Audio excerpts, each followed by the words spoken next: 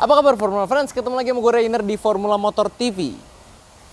Perdebatan antara yang mana di antara kedua mobil yang lebih baik sudah berlangsung sejak lama. Dan mereka juga sama-sama sering dibanding-bandingkan karena berada di segmen yang sama. Tapi biasanya sih dibandingin karena modelnya ya. Nah, karena kami di sini percaya kalau model itu kan urusan selera. Jadi hari ini kita akan bandingkan kedua mobil ini dari rasa berkendara dan performa mesinnya. Untuk mencari tahu mana sih rider frame SUV yang lebih layak kita pilih. Jadi untuk itu mari kita test drive.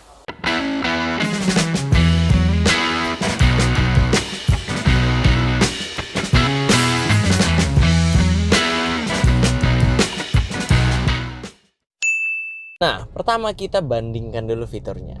Kalau fitur CVT TRD ini dia apa ya? Ada electric rear mirror satu, ada audio steering switch, terus AC-nya digital, roof monitor. Nah, itu untuk fitur bawaannya. Kalau fitur variasinya kebetulan yang punya kami ini apa ya? Paling ya joknya ini udah kayak bahan semi paten. Udah sih. Itu aja kalau fitur hiburannya. Kalau bicara fitur keselamatannya, mobil ini sudah ada dual airbag untuk penumpang depan, parking sensor, dan rem ABS. Jadi baik fitur hiburan atau keselamatannya asal ada aja dari Toyota. Nah, sekarang kita udah di dalam Pajero. Kita lihat tadi udah lihat fiturnya Fortuner. Sekarang fiturnya Pajero. Kita mulai aja.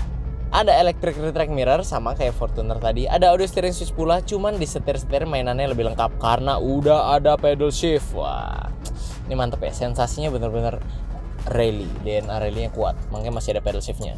Terus juga ada MID, tampilan yang lebih lengkap. Ada kompas, ada barometer. Di situ lebih lengkap jauh lah daripada apa yang dipunya Fortuner. Ada head unit touchscreen juga, AC belum digital tapi sudah ada sunroof. Fitur yang mewah sekali ini, walaupun jarang kepake. Ada sunroof dan joknya udah full kulit bawaan dari pabrikan untuk tipe yang Dakar ini, tipe tertingginya. Nah, sedangkan untuk fitur keselamatannya ya kurang lebih sama ya. Dia ada dua airbag untuk dua penumpang depan. Pengereman juga sudah didukung ABS, cuman kalau di Dakar ini sudah ada traction control bawaan. Ada pokoknya traction control bawaannya dan ada parking sensor juga. Oke, kalau secara fitur kami rasa sudah jelas ya. Pajero Dakar ini lebih unggul daripada Fortuner VNT karena dia punya sunroof. Fitur yang jadi dambaan banyak orang, tapi percaya nggak percaya kalau kalian udah punya fitur ini bakal jarang kepake juga karena panas. Tapi tetap aja walaupun jarang kepake, punya fitur sunroof di mobil kalian tuh berasa nice to have gitu loh. Jadi lebih berasa mewah, lebih berasa worth it aja untuk setiap uang yang kita keluarkan untuk beli mobilnya. Nah, tapi dari pengalaman kami di Formula Motor, yang mau fitur sunroof itu nggak cuma orang dewasa atau yang mobil-mobilnya, tapi kadang-kadang anak yang punya biasanya maunya fitur yang sunroof. Jadi buat kalian yang mau senengin anak, cocok banget punya fitur sunroof karena bisa ngajak anak ke puncak, main ke taman safari, ngasih makan binatang di sana, lalu sunroof, wah pasti kan seru banget. Nah, buat kalian para fans Fortuner, tenang dulu aja. Kalau soal fitur memang kalian kurang ada yang bisa dibanggakan kecuali roof monitornya. Dan untuk informasi kalian, mobil Jepang tahun segini tuh belum pada tobat. Nggak banyak kompetitor kayak sekarang, jadi fiturnya berlimpah. Tapi untungnya, dua mobil yang kita bandingkan hari ini adalah mobil yang selling point utamanya itu bukan pada fiturnya, melainkan rasa berkendaranya. Oleh karena itu, mari kita bandingkan rasa berkendaranya. Sekarang masuk ke pengujian perbandingan kedua, Fortuner lagi kita bandingkan ke kedapan kabinnya. Angkanya berapa? Mari kita lihat.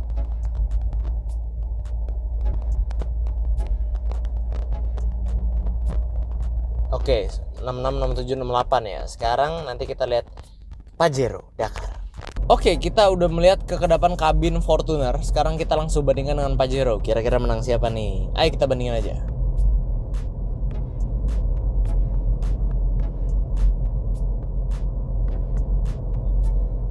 Wah, kayaknya menang Fortuner ya, walaupun selisih sedikit.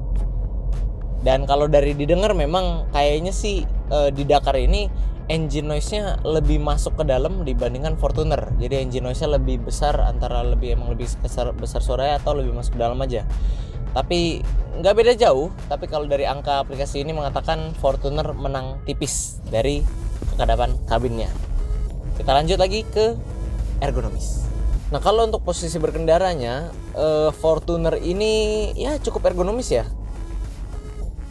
Ini console boxnya bisa difungsikan sebagai armrest juga, kanan kiri ada, joknya juga empuk, enak, posisi duduknya commanding, semuanya kita bisa lihat sampai kap mesinnya itu kita lihat. Jadi walaupun ini mobil gede tapi tetap pede gitu bawanya, karena kita masih bisa ngelihat seluruh bagian sampai depan mobil ya, jadi nggak perlu takut nyenggol atau gimana. Setir juga ini bisa tilt teleskopik ya. Nah tuh turun, maaf tilt aja tilt aja ternyata. Oke, itu dia untuk Fortuner. Mari kita lihat Pajero.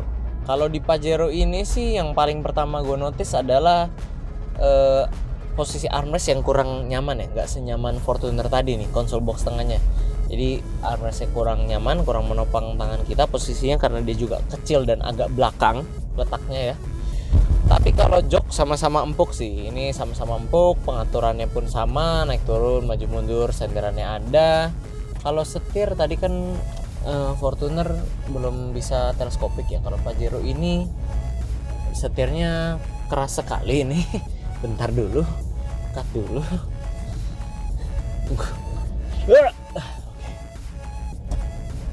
Sama juga ya, masih baru tilt aja, belum bisa teleskopik. Jadi kurang lebih sama, hanya saja Fortuner masih tangannya pas gitu loh di gua tadi. Nggak tahu ya, apa cuman gua doang apa gimana, tapi memang ini posisinya agak ke belakang sih sebenarnya. Tapi ya gitulah. Kalau selebihnya sama, kita masih bisa ngelihat juga kap mesin ini, jadi masih berasa commanding lah istilahnya, masih bisa pede lah bawa mobil yang walaupun badannya gede gini. Visibilitas juga masih baik. Tapi armrestnya lebih enak Fortuner buat tangan, biar nggak cepat pegel. Kita masuk ke pengujian suspensi. Kita akan bandingkan lebih enak Fortuner atau Pajero, karena jujur aja kita juga belum pernah bandingin secara langsung. Ini dia, kita hajar di kecepatan 60 speed bump yang ada di depan. Oke, kita pelanin lagi ke kecepatan 40. Oke, masih enak ya.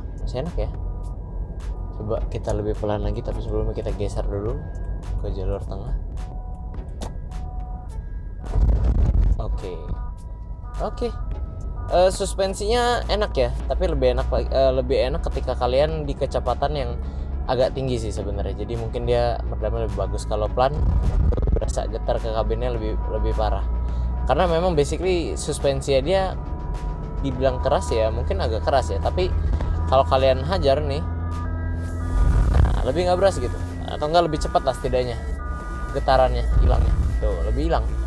Jadi ya pokoknya karakter suspensinya masih bisa dibilang nyaman lah untuk mobil seukuran besar ini ya, dan leather frame SUV pula masih bisa dibilang nyaman untuk dipakai sehari-hari. Gimana Pajero? Yuk kita cek. Ya sekarang kita pengen bandingin suspensi Pajero dengan Fortuner. Tadi kita udah coba, Fortuner masih bisa dibilang nyaman ya untuk leather frame SUV yang suspensinya begitu. Sekarang Pajero, kita kecepatan 60 kita ajar dulu.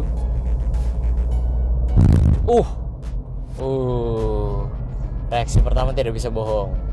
Kita pelanin lagi 40. Oke.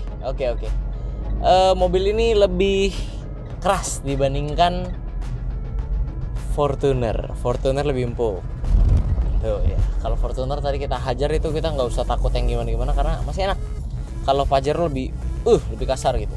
Tapi memang karakter suspensinya memang begitu mungkin ya, karena kan dia berasal dari mobil yang rally gitu backgroundnya, sedangkan Fortuner ya bukan. Fortuner ya mobil ada performance-nya kayak dia memang mobil leather frame SUV yang dibuat masalah aja gitu. Nah, jadi beda karakter suspensinya. Kalau mau bicara nyaman, masalah suspensi tentunya nyaman Fortuner karena Pajero lebih keras. Tapi apakah ini akan mempengaruhi handlingnya yang lebih baik? Kita coba langsung. Sekarang gimana dengan handlingnya Fortuner? Sebenarnya nggak usah dicoba. Ya mobilnya pasti body roll parah sih. Tapi sudah, kita coba saja.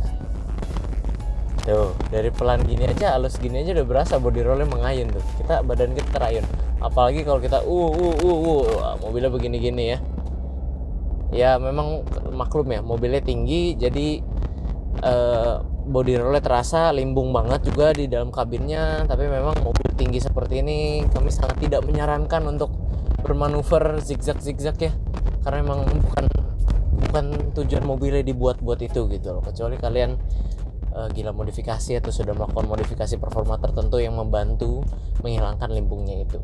Tapi anyway, sekarang kita bandingkan aja dengan Pajero, dengan Fortuner yang udah limbung ini. Apakah Pajero bisa dibilang lebih baik atau jangan-jangan lebih buruk? Yuk kita coba ke Pajero.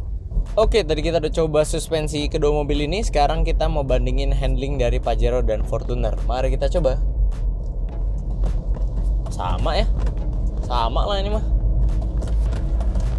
Ya, kayaknya nggak lebih selimbung Fortuner sih kayaknya. Iya, nggak selimbung Fortuner sih.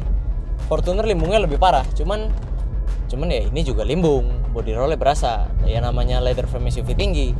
Cuman ya kayak, ya masih emang lebih enak ini sih kalau secara handling sih. Ini posisi sama-sama standar ya.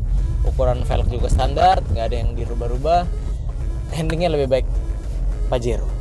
Oke, untuk rasa berkendara, kesimpulannya menurut kami kalau untuk harian itu Fortuner masih lebih enak untuk dipakai.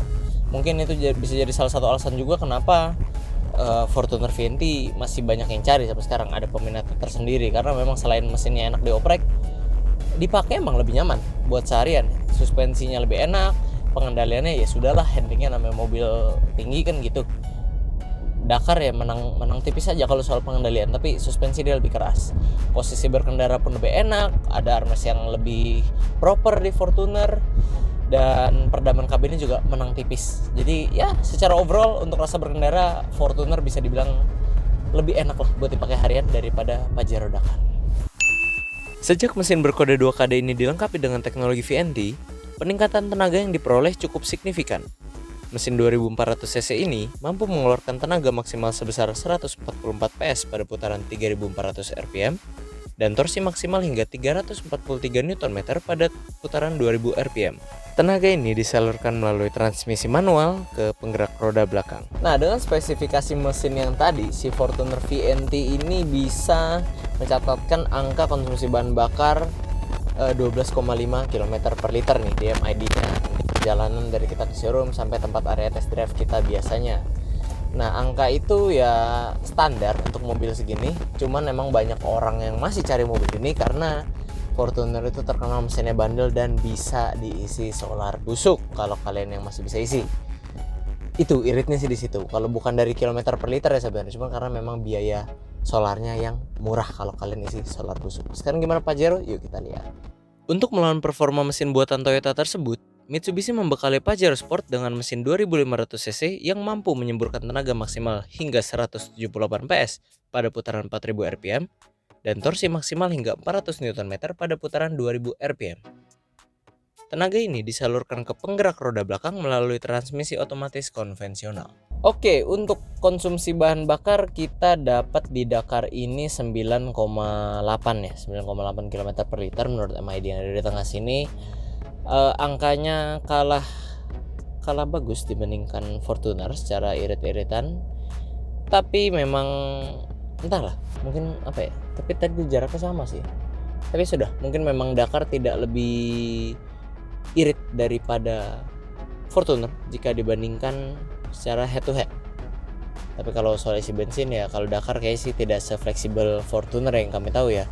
Tapi lagi pula di showroom kami sih juga pakai Dexlite, nggak bisa pakai solar busuk juga sih. Kira-kira gini kalau duduk di baris 2 Fortuner ya, legroomnya ada, headroomnya juga ya oke lah, masih ada lah. Kalau kalian cuma duduk berdua sih di sini dapat armrest. Kalau duduk bertiga yang orang tengah nggak dapat headrest. Tengahnya ada tunnelnya, jadi untuk legroom yang tengah sini agak keganggu pasti, dan ini settingan yang tegak, masih bisa lebih rebah, ternyata masih bisa tiduran asalkan yang belakangnya mau diajak bernegosiasi.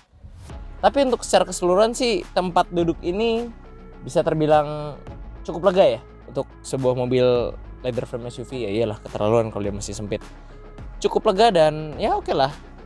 Nah, sekarang kita akan bandingkan dengan Pajero. Kalau di baris 2 dan baris 3 sini kira-kira siapa yang unggul? Coba tulis kolom komentar duluan sebelum kalian nonton video sampai habis. Nah, ini kira-kira gambaran kalau duduk di baris 3 Fortuner. Dengan posisi jok di depan tadi yang agak tegak, legroom udah habis. Kalau berarti agak nyender, berarti lebih habis lagi legroom kita. Ini udah mentok ya, tangan udah nggak muat masuk. Kaki selonjoran juga nggak bisa full masuk karena pendek ya ini kolongnya. Terus untungnya di belakang sini masih ada 2 atau 3 cup holder, tapi di sini cuma muat 2 penumpang ya. Masih bisa diatur senderan lagi sebenarnya. Nah, kalau sebegini sih ini posisinya cukup rebah untuk relax ya kalau kalian nggak bawa barang banyak ya. Dan visibilitas masih cukup baik karena ada kaca jendela yang cukup besar di sini. Cuman yang gak enak di sini adalah legroomnya. Legroomnya itu sempit banget. Tapi sedangkan kalau kita tegakin lagi sih, kalau misalnya kita tegak begini ya, ini headroomnya juga agak sempit sih. Jadi kalau buat orang dewasa mungkin ini agak nggak nyaman di bagian legroom. Tapi kalau senderan nggak bawa barang sih ini ya santai-santai aja posisinya sih. Nah, gimana Pajero? Mari kita cek. Oke, tadi kita udah dari dalam Fortuner, sekarang kita di baris 2 Dakar. Yang pertama, legroom itu surprisingly dia lebih lega daripada Fortuner ya. Dia lebih lega, jadi kaki lebih banyak ruang. Senderan dan headroom kayak 11-12 ya, kayaknya ini sih 11-12 deh. 11-12 sama Fortuner tadi. Dan ini senderannya masih bisa diatur, masih bisa rebah juga sama. Ini paling rebahnya, ini enak banget. Kalau nggak ada orang masih bisa diatur. Dan sama-sama dapat armrest juga ya. Jadi kalau kalian nggak duduk bertiga ya bisa. Dan lagi pula kalau orang ketiga di tengah sini nggak dapat headrest sama ya. Kalau dia kasih headrest ini bisa lebih unggul. Nah, satu hal, walaupun dia kelegaannya hampir mirip atau bisa jadi Pajero lebih menang dikit, tapi duduk di Pajero itu yang berasa kursinya kayak lebih rendah ya. Jadi kita kalau duduk kaki kita nggak diselonjorin tuh ini nggak ketopang. Nah, jadi ini kurang nyaman ya sebenarnya. Jadi kaki mesti selonjor gini, dan itu pun masih ada kira-kira hampir 5 ruas jari kaki yang tidak tertopang oleh jok ini. Kalau duduk di tengah sih sama aja, ada tunnelnya juga, jadi pasti legroomnya kurang nyaman. Dan satu lagi, kalau di mobil Pajero itu kalian lihat ini joknya mengikuti ini ban ya, belakang sini ya, ban. Jadi terpaksa tidak ada jok, dan ini tuh pengaruh loh ternyata loh. Jadi kalau duduk kan situnya kosong, nggak empuk gitu. Kalau kan empuk, kalau itu kosong gitu loh. Jadi berefek dikit lah gitu loh. Jadi ya walaupun leganya lebih dikit, tapi Fortuner lagi-lagi masih lebih nyaman dikit lah. Jadi oke lah, anggaplah kita seri dulu lah. Sekarang kita coba lihat di baris 3-nya ya. Oke, kira-kira begini kalau duduk di baris 3 Pajero. Lagi-lagi kalau untuk legroom ternyata tidak sesempit Fortuner ya. Walaupun ini kalau kita coba senderin lagi, ini aduh sender lagi. Iya loh, ini udah sender tapi masih bisa lewat. Kalau tadi Fortuner nggak bisa lewat. Walaupun kalau kita kolong kaki nggak muat ya, nggak muat. Kalau masuk kolong sini nggak muat kita. Ini masih bisa disenderin juga. Tunggu, headroom dulu aja. Headroom ya samalah tuh. Dia soalnya langit-langitnya tuh menurun, ke belakang sini menurun. Jadi lebih sempit dari depan sama kayak Fortuner. Dan kalau ini kita senderin lagi bisa, aduh gila, susah banget. Coba ya. Bentar. Oh, ini udah bentok. Ini udah bentok ternyata. Ini udah bentok. Nggak serebah Fortuner sih. Dan yang lebih berasa lagi-lagi ya, di belakang Pajero sini ternyata lebih jongkok loh posisinya loh.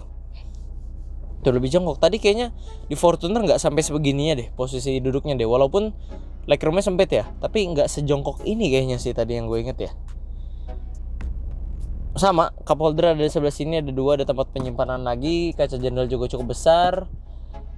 Tapi ya kalau soal menyender tuh lebih santai posisi di Fortuner, dan Fortuner juga kayaknya nggak sejongkok ini, walaupun ini legroomnya masih lebih ada space ya. Tapi sama saja lah, kalau buat orang dewasa ini lebih nggak nyaman sih, soalnya ini jongkok, ini bukan duduk, ini posisi kayak jongkok tuh, bener kayak jongkok ini. Oke, kayaknya itu aja untuk perbandingan baris 2 baris 3. Kesimpulannya kalian bisa simpulkan sendiri lebih nyaman di mana. Tapi kalau menurut kami sih baris 2 baris 3 masih mending Fortuner sih, ditambah dengan suspensi yang udah kita coba ya. Sampailah kita di penghujung video hari ini. Kalau menurut kami Toyota itu pabrikan yang pintar ya. Mereka tahu mereka nggak akan bisa ngalahin performa mesinnya Mitsubishi, dan seperti yang kita tahu Mitsubishi itu punya track record yang setidaknya lebih terkenal, apalagi soal mesin dieselnya.